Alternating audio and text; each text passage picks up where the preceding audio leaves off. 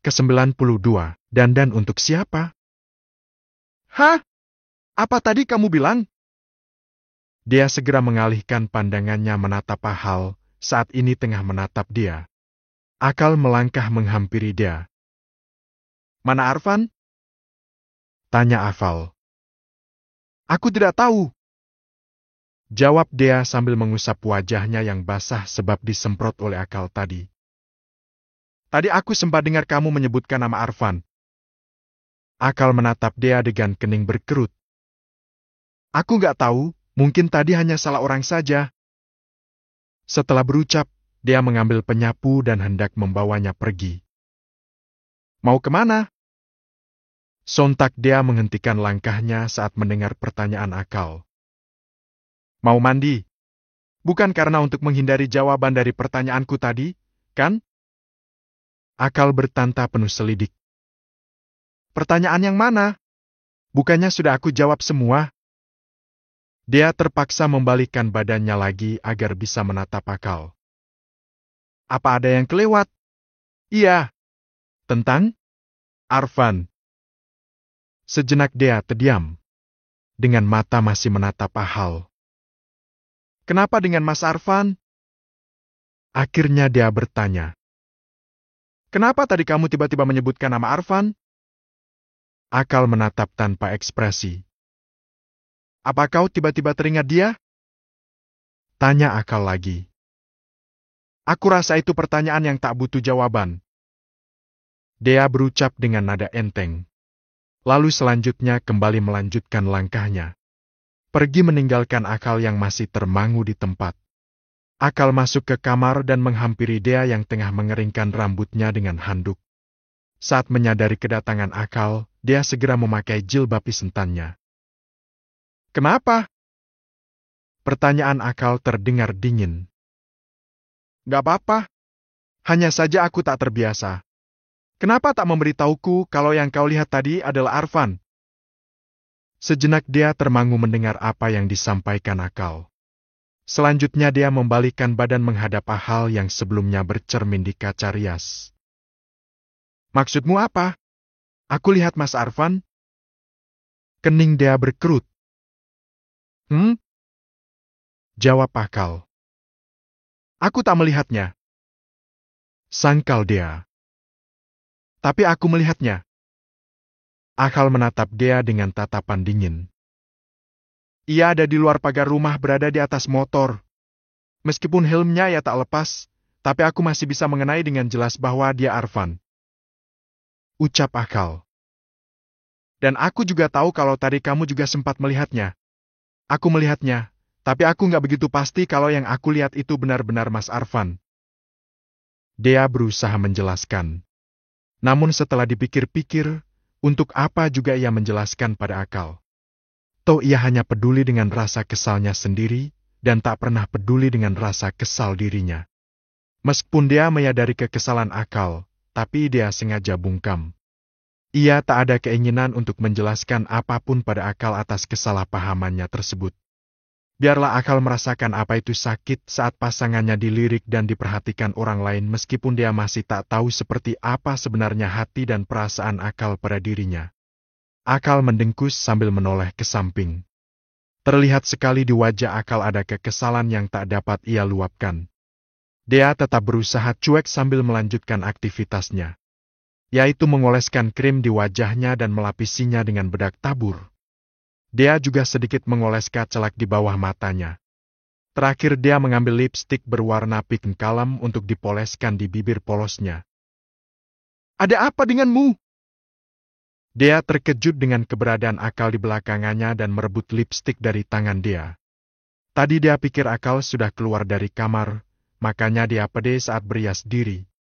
Dia tak menggubris pertanyaan Akal sambil berusaha merebut lipstiknya kembali dari tangan Akal. Namun dia kalah cepat dengan Akal, hingga dia gagal merebut lipstikinya. Kenapa aku lihat akhir-akhir ini kamu suka dandan? Masalahnya apa? Sungut dia dengan masih tak menyerah untuk merebut lipstiknya dari Akal. Namun tak berhasil juga. Aneh aja, tak biasanya kamu suka dandan. Ini bukan kamu banget, adek? ucap Akal dengan alis bertautan. Ada apa denganmu, Dek? Tanya Akal dengan nada penuh heran seolah-olah itu masalah besar. Iya, aku udah berubah. Jawab Dea sambil membuang pandangannya ke samping. Kenapa berubah? Dan berubah untuk siap kamu?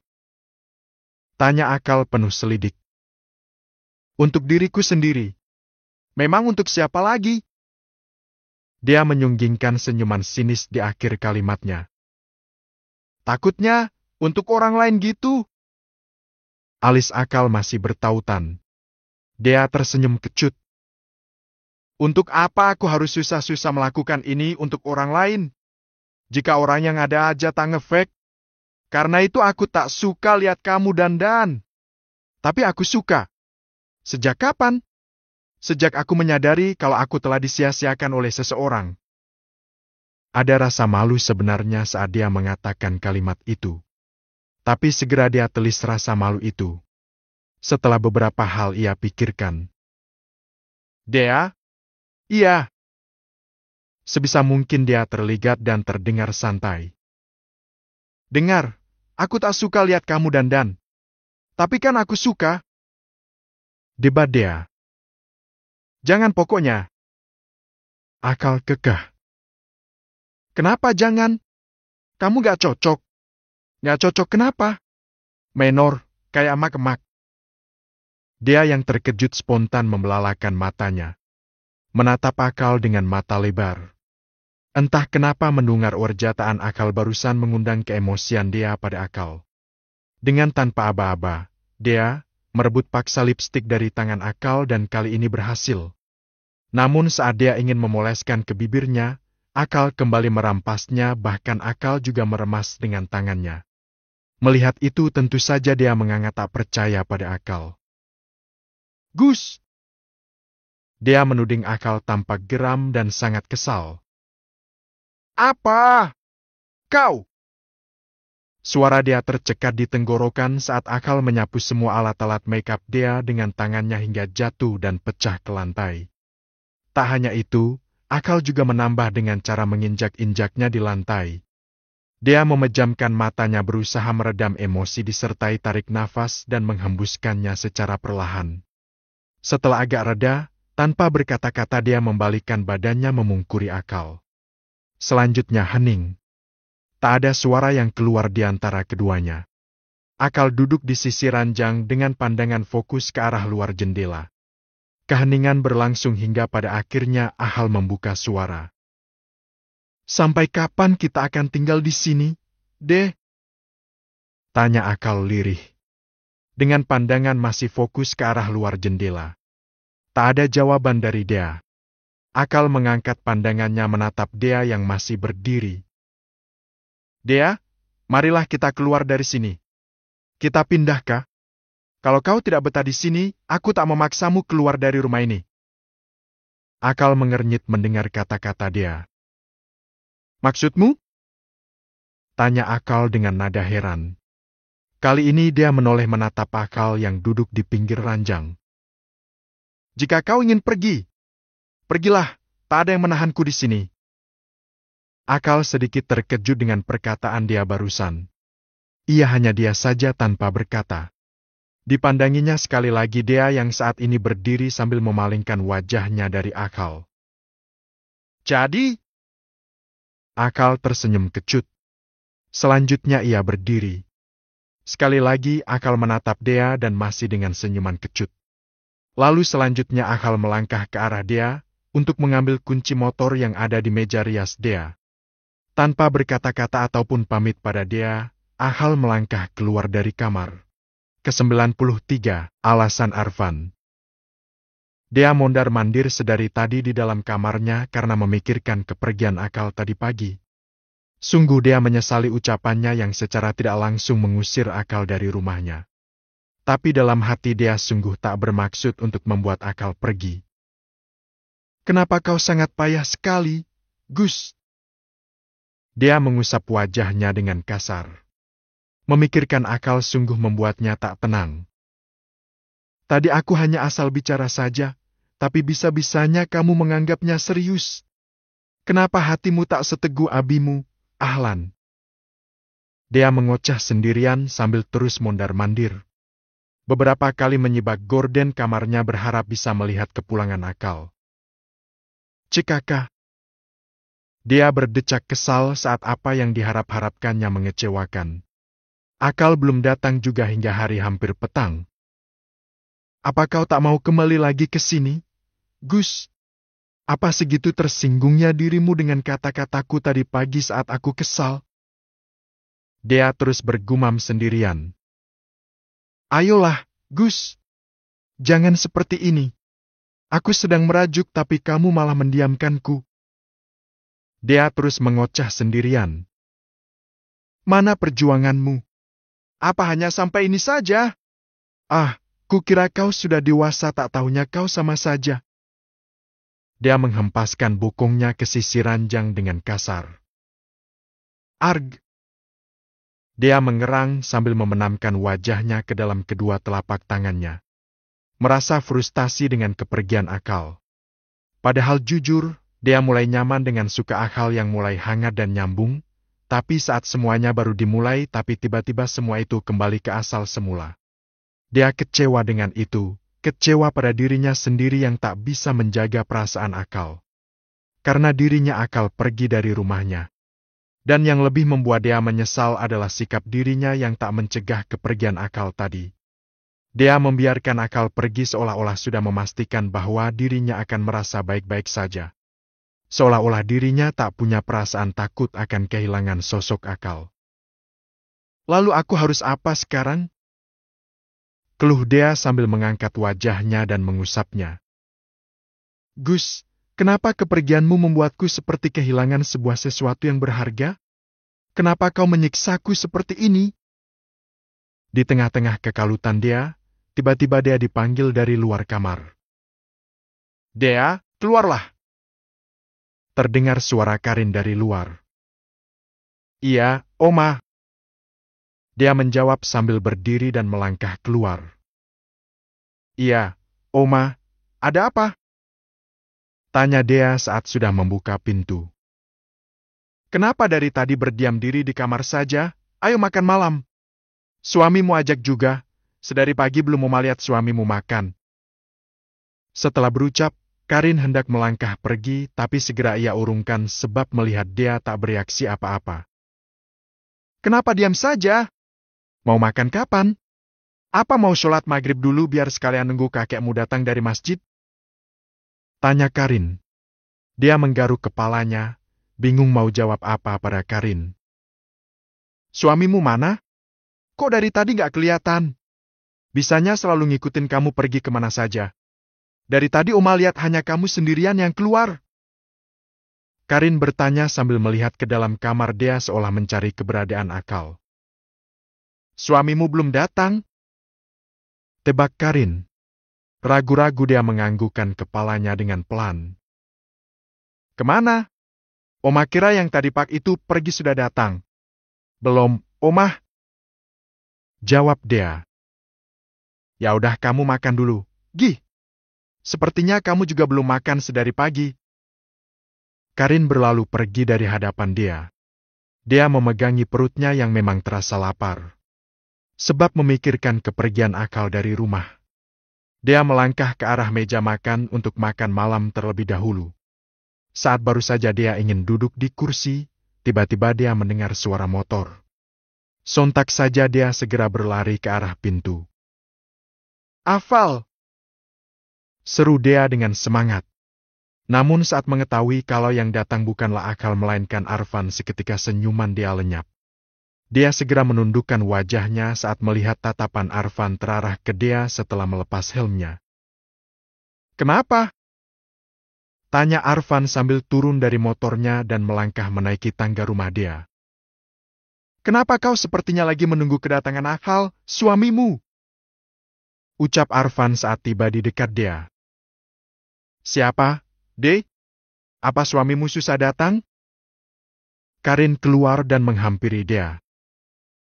Oh, ada Arfan rupanya. Ucap Karin. Mas Arfan mau bertemu dengan Bapak? Tapi Bapak sedang tak ada, belum datang dari masjid. Jelas Dea. Sungguh keberadaannya saat ini yang hanya berduaan saja dengan Arfan membuat Dea tak nyaman. Omanya Karin sedang ada di dapur membuatkan minuman untuk Arfan sedangkan kakeknya Arga belum juga kunjung datang dari masjid. Aku bukan ingin bertemu dengan Pak Arga. Lalu? Dirimu? Hah? Dea melongo. Ada perasaan tak nyaman dengan kedatangan Arfan. Takut akan kembali menimbulkan masalah. Aku mau minta maaf padamu, Dek. Ucap Arfan. Untuk apa? Semuanya?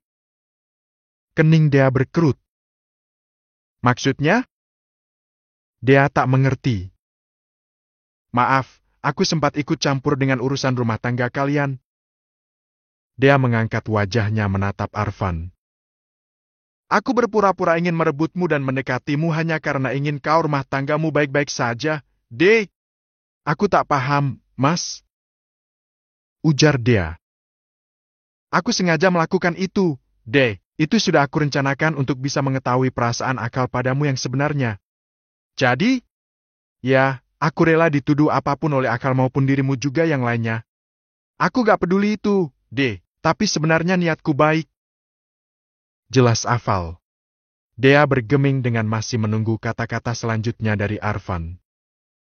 Aku hanya ingin tahu apa reaksi Akal saat kau diminati orang lain, ingin dimiliki oleh pria lain. Aku ingin tahu apakah dirimu berarti untuk Akal. Sebab aku tak tega melihatmu perasaanmu terus digantung oleh Akal, sedangkan perasaanmu pada Akal sudah jelas. Dea masih bergeming. Setelah mengetahui alasan Arfan, Dea menyesal telah mencurigai Arfan. Aku senang, meskipun aku tak mendapatkan cintamu, tapi aku sudah merasa ikut senang dengan melihatmu bahagia. Arfan menyunggingkan senyuman di akhir kalimatnya. Kenapa Mas Arfan mau melakukan ini untukku? Bukankah nama Mas Arfan bisa jelek? Apalagi setelah foto-foto kita yang bertemu telah beredar. Tanggap Dea. Aku sudah siapkan segalanya, Dea. Sebelum bertindak aku sudah siap menanggung resikonya. Iya, tapi kenapa? Bukankah sudah kubilang? Aku nggak tega lihat kamu selalu bersedih, dan bukankah aku sudah pernah berjanji juga di sewaktu kita kecil, aku akan melakukan apapun itu yang bisa membuatmu bahagia. Meski kita tidak ditakdirkan untuk bersama seperti halnya dulu sewaktu kita masih kecil, tapi aku akan tetap dengan keinginanku, ingin membuatmu bahagia. Dan sekarang? Arfan tersenyum sambil mengusap sudut matanya yang sedikit berair. Aku senang adekku, Dea. Sebab aku sudah tahu perasaan Akal yang sebenarnya padamu. Dia mencintaimu, terlihat sekali saat ia tak terima dan mengancamku agar menjauhimu. Seseorang akan merasa marah dan tak terima jika melihat orang yang dicintainya didekati orang lain. Dan semua itu aku lihat ada di diri Akal. Jadi sambutlah cintainya, Arfan menghela nafas. Dan maafkanlah jika caraku membuatmu tak nyaman. Sambung Ahal. Kali ini Dea yang mengusap matanya yang berair. Dia benar-benar terharu dengan apa yang dilakukan Arfan untuk dirinya. Dea sangat menyesali yang tadinya sempat berpikiran buruk tentang kedatangan Arfan untuk menemuinya. Dia pikir kedatangan Arfan akan menciptakan jarak dirinya dengan Akal akan lebih jauh, tak tahunya malah semakin membuatnya lebih dekat. Terima kasih atas penjelasanmu, Mas. Lirih Dea. Ke-94, ganti rugi. Maaf ya, Mas. Lirih Dea saat mengantar kepulangan Arfan sampai di depan pintu. Maaf untuk apa? Arfan yang hendak memasang helmnya terhenti saat mendengar penuturan Dea. Karena sempat ada pikiran yang bukan-bukan pada Mas Arfan. Dea menundukkan wajahnya, malu sendiri dengan pengakuan barusan. Arfan tersenyum sambil melanjutkan masang helm. Santai aja. Jika kamu saja percaya dengan hingga mencurigaiku, berarti Akal juga percaya dan itu artinya aku sudah berhasil dengan misiku.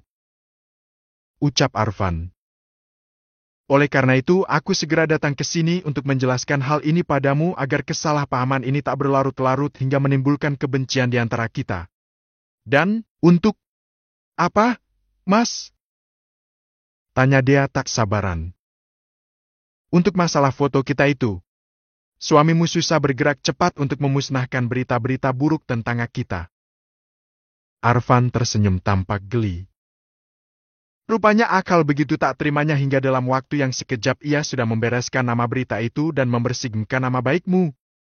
Entah dengan cara apa, tapi saya selalu dengan kecerdikan Akal. Dia hanya diam tak tahu ia mau menanggapi apa dengan cerita Arfan. Namun dalam hatinya ia berbunga-bunga sangat senang.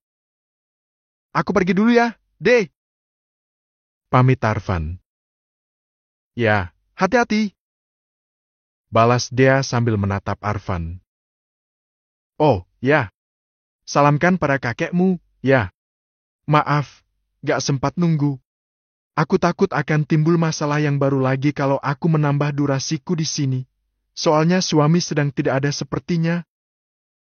Dea hanya tersenyum kaku mendengar itu. Seperginya Arfan, Dea tak langsung masuk ke dalam rumah. Ia sengaja duduk di tangga teras rumah guna menunggu kedatangan Akal. Tiba-tiba muncul sebuah ide di pikiran Dea untuk menelpon Afal.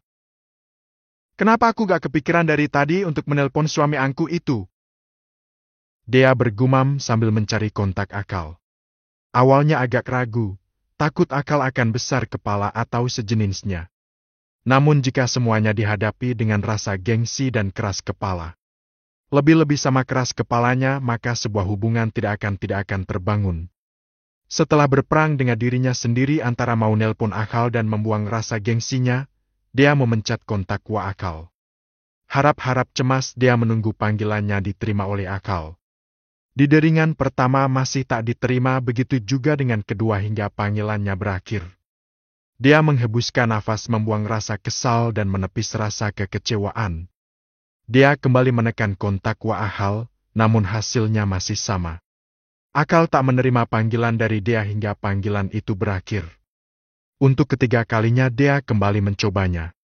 Dan hasilnya masih sama dengan percobaan yang pertama dan kedua. Lagi, dia kembali menghembuskan nafas. Segitunyakah dirimu sakit hati dengan ucapanku, Gus? Hingga kau tak kembali lagi ke rumah ini, bahkan tak mengangkat teleponku. Dia membenamkan wajahnya ke dalam pangkuannya. Dengan mata terpejam dia memikirkan apa langkah selanjutnya yang harus ia ambil. Kenapa diam di sini? Dia segera mengangkat wajahnya. Kakek! Seru dia saat melihat Pak Arga yang baru datang. Kenapa gak masuk? Tanya Pak Arga lagi. Iya, ini juga mau masuk. Dia menyunggingkan senyuman hambar. Lagian tumben nongkrong di tangga teras rumah. Gerutu Pak Arga sambil masuk ke dalam rumah. Yang tak lama dari itu dia menyusul juga ikut masuk. Dia masuk ke kamar dan melangkah ke arah ranjang. Saat melewati meja rias mata dia tak sengaja menangkap sebuah HP. Ini kan HP Gus Afal. Dia mengambil dan menilang-nilangnya. Jadi dia pergi tanpa membawa HP. Dia bergumam sendiri. Pantes saja panggilanku tak diangkat. Entah kenapa tiba-tiba penasaran dengan isi HP Akal.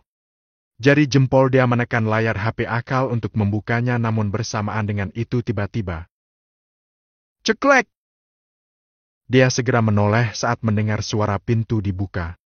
Dan seketika mata dia tampak berbinar-binar saat melihat orang yang membuka pintu adalah Akal. Sontak saja dalam sedetik kemudian dia segera berlari ke arah pintu dan memeluk Akal tanpa ada segan. Gus! Seru dia sambil mengeratkan pelukannya pada Akal. Sedangkan Akal yang tiba-tiba mendapatkan perlakuan mengejutkan dari dia hanya melongo dan diam tanpa kata-kata. Apa segitu sakit hatinya dirimukah padaku hingga kau pergi dari rumah ini? Dia bertanya dengan terus memeluk Akal. Maksudnya apa? Akal tampak kebingungan. Tadi aku gak serius yang nyuruh kamu untuk pergi dari rumah ini. Aku hanya asal bicara saja. Jawab dia sambil menahan tangais. Tapi kamu malah menganggapinya dengan serius hingga kau pergi dari rumah ini. Aku tidak pergi. Mendengar itu, Sontak dia melepaskan pelukannya dan menatap Akal. Tapi tadi kamu... Kata-kata dia terhenti saat tangan Akal terangkat untuk menunjukkan sebuah paper bag pada dia. Apa itu? Tanya dia sambil menunjuk paper bag di tangan Aval. Ini makeup. Jawab Akal sambil menurunkan tangannya yang masih menjinjing paper bag berisi makeup. Jadi tadi keluar bukan untuk pergi dari rumah ini? Tanya dia. Enggak. Kata siapa aku pergi? Enak saja kau pergi, tapi kamu enakan tinggal di sini. Akal berucap dengan pandangan menoleh ke arah luar, tepat ke ruang tamu. Tapi untuk apa? Tadi siapa yang datang? Akal memotong ucapan dia. Hah? Maksudnya? Akal menunjuk ke ruang tamu. Kenapa ada cangkir kopi? Dia menelan ludah. Haruskah ia mengatakan yang sejujurnya pada Akal tentang kedatangan Arfan?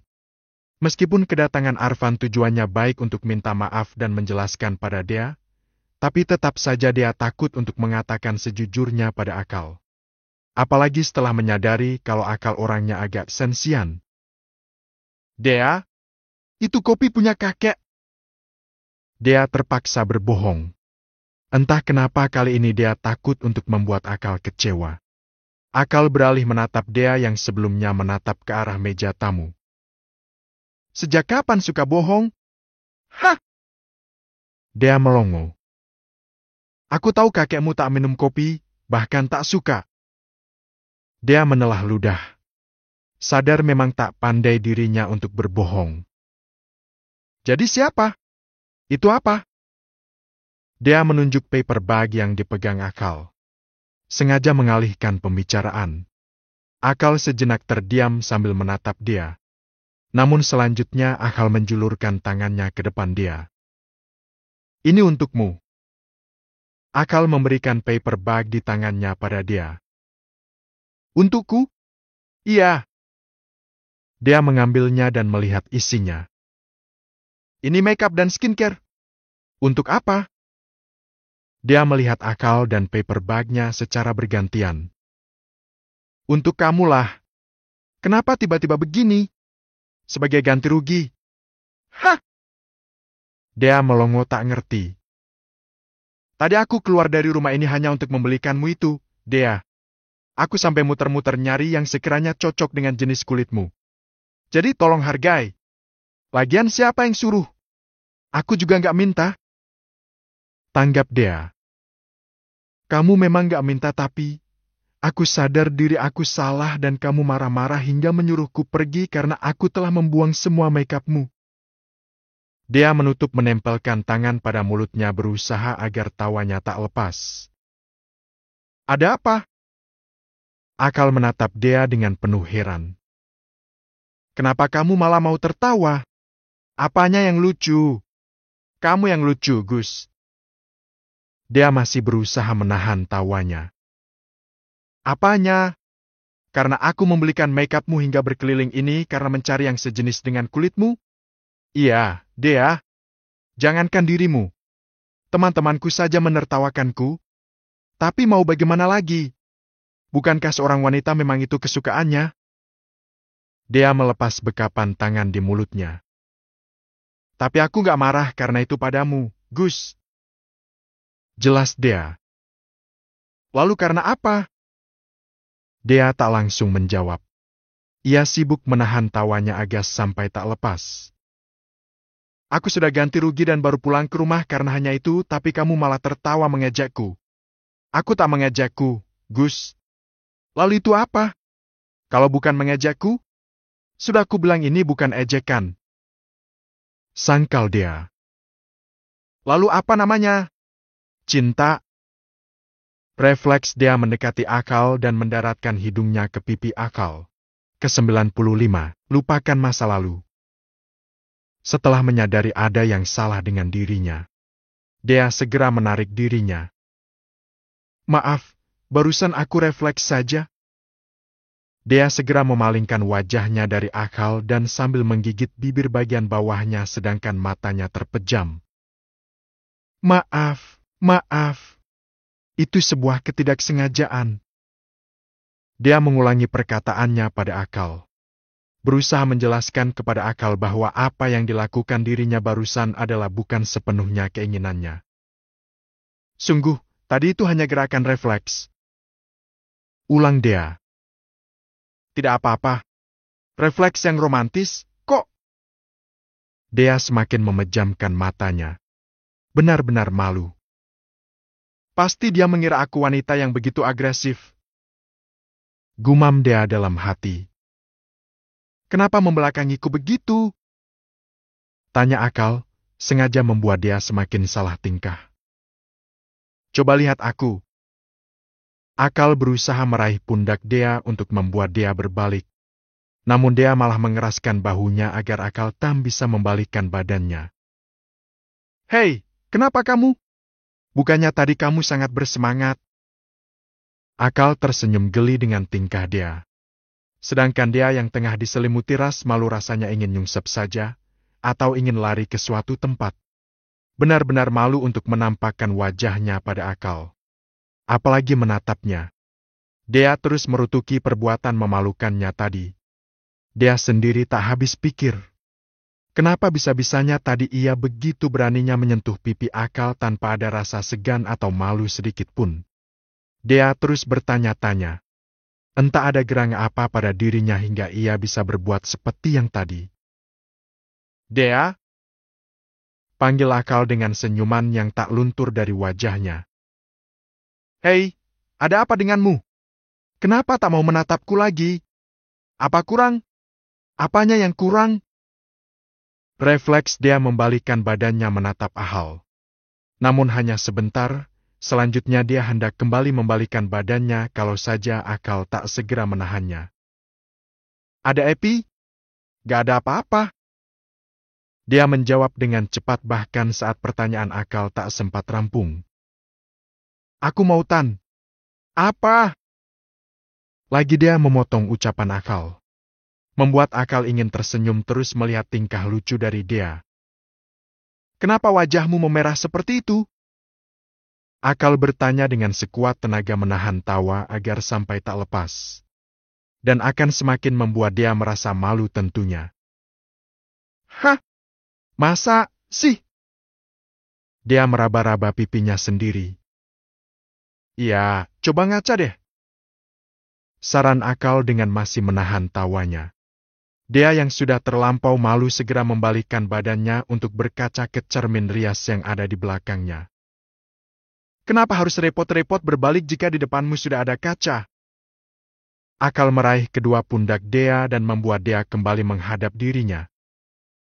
Tatapa mataku, dan lihatlah apa yang ada di dalam sana.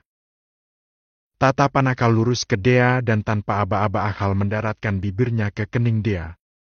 Sontak dia terkejut dengan perbuatan Akal yang secara mendadak tersebut. Apa yang kau lihat setelah berkaca di mataku?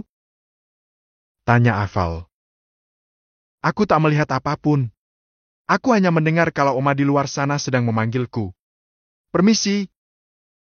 Dia segera menepis tangan Akal di pundaknya dan secepatnya berlari ke arah luar. Meskipun tak ada suara yang memanggilnya, tapi dia terpaksa mengatakan hal itu pada Akal agar bisa mengamankan debaran jantungnya yang terus berpacu kuat dan cepat. Berada di samping Akal secara terus-menerus membuat kesehatan jantung dia tak baik sepertinya. Dia menoleh ke arah Akal yang baru saja keluar dari kamar mandi dengan tangan sibuk mengeringkan rambut basahnya yang baru saja selesai keramas dengan handuk kecil di tangannya. Semalam tidur di mana? Akal menghampiri Dea yang duduk di pinggir ranjang. Di sini, kok? Jawab Dea sambil menundukkan wajahnya. Oh ya? Kenapa semalam aku tak menyadarinya, ya?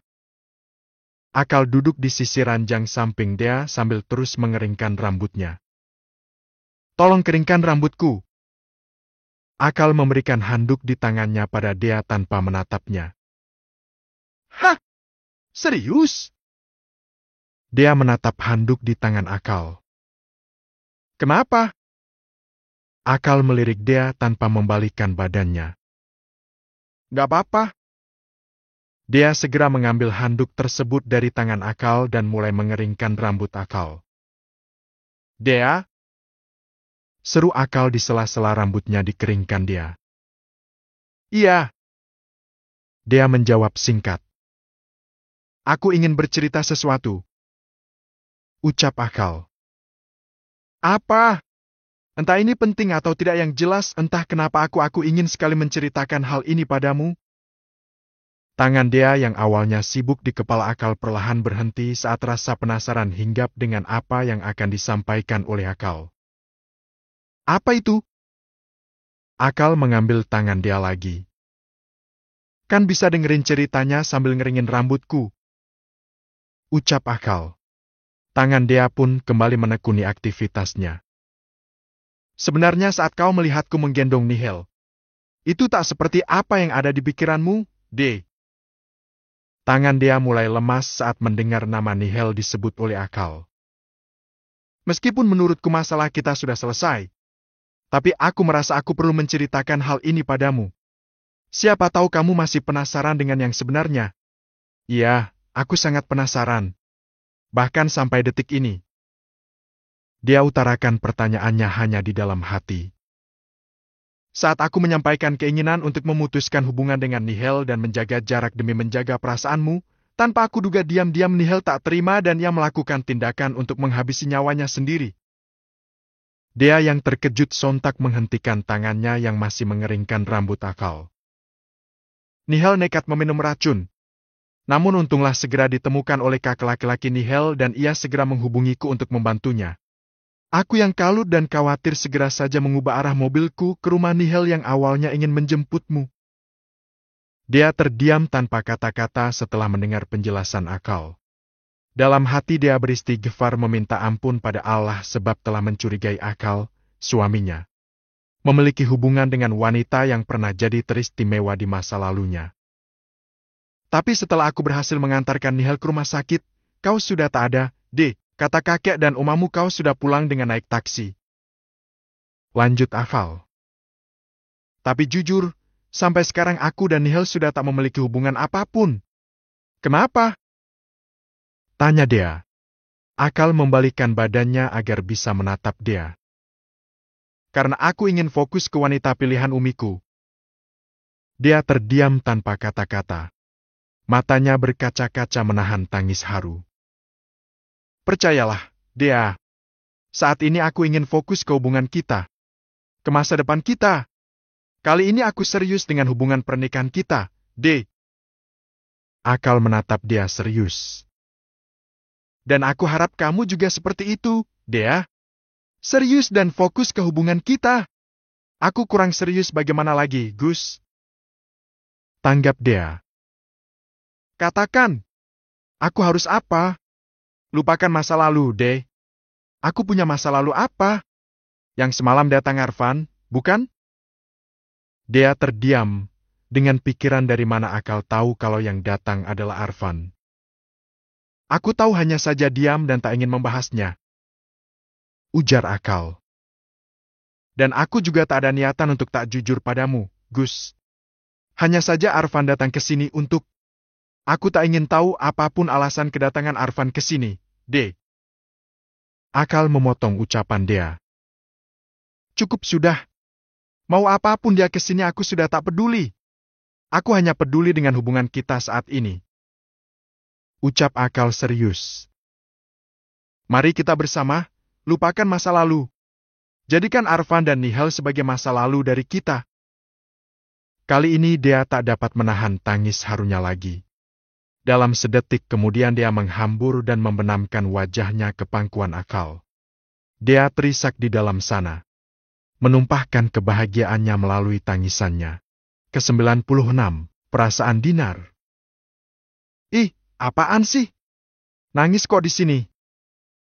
Akal mengangkat bahu Dea yang tadinya membenamkan wajahnya di pangkuan Akal. "Nangis itu di sini, di pelukanku." Akal menarik kepala Dea dan membenamkan di pelukannya. "Menangislah. Aku tak akan melarangmu untuk menangis seperti yang orang biasa lakukan," ucap Akal sambil menekan kepala Dea. Jika orang lain mengatakan jangan menangis maka aku berbeda, aku akan menyuruhku untuk terus menangis. Akal semakin mengeratkan dekapannya pada dia sambil tangan semakin menekan kepala dia. Gus, kamu sengaja, ya? Dia berusaha menarik kepalanya namun akal malah semakin menahannya. Gus, kau mau membunuhku, ya? Dia mendorong dada akal hingga pegangan tangan Ahal di kepala dia terlepas. Aku hampir kehabisan nafas. Ucap dia dengan nafas ngos-ngosan. Tapi kamu udah gak nangis lagi, kan? Dia menunjuk wajah dia. Ya karena? Ucapan dia tertahan di tenggorokan saat menyadari sesuatu bersamaan dengan senyuman misteri akal mengembang. Dia memukul Ahal dengan bantal. Kamu memang tak melarangku atau menyuruhku untuk berhenti menangis, tapi sikapmu sudah melebihi itu. Dia kembali terus memukulkan bantal pada akal. Namun untuk beberapa kalinya tangan akal menangkisnya dan menangkap tangan dia lalu memutar tubuh dia dan mengunci tangannya ke belakang. Selanjutnya akal mendekati telinga dia. Aku selalu punya cara yang berbeda untukmu, Dea. Apapun itu, termasuk menunjukkan perasaanku padamu. Bisik akal di telinga dia. Sejenak hening. Hanya degupan jantung dia yang terdengar oleh sendirinya. Begitupun dengan Afal, yang masih tertahan di dekat wajah dia. Sakit? Seru dia. Gumam Afal. Sakit? Ulang dia. Apanya? Belum juga aku apa-apain udah ngeluh kesakitan. Maksudnya tanganku sakit. Suara dia agak meninggi. Oh, kirain apaan? Akal segera melepaskan tangan dia yang dikuncinya. Kamu mau matahin tanganku, ya? Keluh dia. Masak sih gitu aja udah kesakitan? Belum juga ngerasain sakit yang sesungguhnya. Akal mencebik. Sepertinya aku sudah menerima semua jenis rasa sakit yang kamu berikan, lalu sakit yang seperti apalagi memang yang ingin kamu berikan padaku? Akal tak menjawab, dipandanginya dengan lekat wajah dia. Ada satu lagi rasa sakit yang ingin aku membuat merasakannya. Ujar akal dengan pandangan tak lepas dari dia. Apalagi itu? Suka sekali ya kamu memberikan aku rasa sakit. Sangat suka. Apalagi sakit yang ini akan membuatmu merasakan apa itu surga dunia. Dia tercengang dengan mata menatap akal curiga. Maksudnya? Dia masih menatap Ahal, kali ini dengan mata memicing. Gak ada maksud? Akal mengedikkan bahunya. Sakit apa yang tadi kamu bahas itu? Tanya dia. Soal yang tak perlu dijawab itu sebenarnya. Jawab Akal. Kenapa? Materi itu tak penting. Yang penting itu praktek. Dia termangu. Dengan mata juga tak lepas dari Akal. Masih tak mengerti? Tanya Afal. Dia menggelengkan kepala. Sini aku buat kamu mengerti. Akal membaringkan tubuhnya. Sini mendekat. Akal mengulurkan tangannya, menyuruh dia agar mendekat padanya. Dia menggelengkan kepalanya tanda menolak. Katanya kamu belum mengerti. Jadi ayo aku praktekkan. Akal menarik tubuh dia hingga jatuh tepat di dadanya dan dengan segera Akal memeluk dia. Prakteknya tunda dulu sampai tamu bulananmu selesai. Bisik Akal di telinga dia. Saat ini cukup dekap aku. Aku nggak tahan kedinginan. Dia terdiam, tampak pasrah saja saat Akal semakin mengeratkan dekapannya. Dia menatap Akal yang mulai memejamkan matanya. Meskipun debaran jantungnya masih belum menghilang, tapi dia berusaha mengikuti jejak Akal, yaitu memejamkan matanya. Besok bangun pagi-pagi. Kita mulai pergi ke kampus lagi. Akal berucap dengan mata masih terpejam. Dia menanggapi dengan senyuman, meskipun ia tahu Akal tak akan melihatnya. Nanti kalau kamu keluar terlebih dahulu kamu tunggu sini, ya? Tapi kalau aku yang keluar lebih dulu, nanti aku yang akan menunggumu di sini. Pesan Akal pada Dea saat tiba di parkiran kampus dan turun dari motornya. Iya, kayaknya nanti aku bakalan cepat, kok. Jawab Dea sambil mengulurkan tangan kanannya pada Akal. Tunggu. Akal mengambil dompetnya dan mengeluarkan beberapa lembar uang lalu memberikannya pada Dea. Dea tak mengambilnya, hanya menatap Akal dengan tatapan heran. Kenapa? Kurang? Akal kembali mengambil beberapa lembar uang merah dan memberikannya pada Akal. Ini, aku tambah lagi. Akal meletakkan lembaran uang itu di tangan Dea. Dea masih bergeming dengan masih menatap Ahal. Kurang lagi. Kali ini Ahal memberikan dompetnya pada Dea. Bukan ini maksudku. Dea mengembalikan uang beserta dengan dompetnya pada Akal. Aku masuk duluan. Dea meraih tangan Akal lalu menciumnya. Assalamualaikum. Dea membalikkan badannya melangkah pergi menuju kampus. Mbak. Dea yang hampir tiba di tangga depan kampus segera menoleh saat mendengar seseorang memanggil. Mata Dea memicing saat melihat gadis cantik yang seperti tak asing baginya. Seakan-akan pernah melihatnya. Mak lupa, ya? Aku Dinar. Ucap gadis itu sambil mengulum senyum. Oh, iya. Udah ingat. Kamu ponakannya Umi kan? Tebak Dea. Ya, kita pernah bertemu di rumah Bibi Helwa dan Paman Ahlan. Ucap Dinar sambil tersenyum. Menampilkan lesung pipi di kedua pipinya.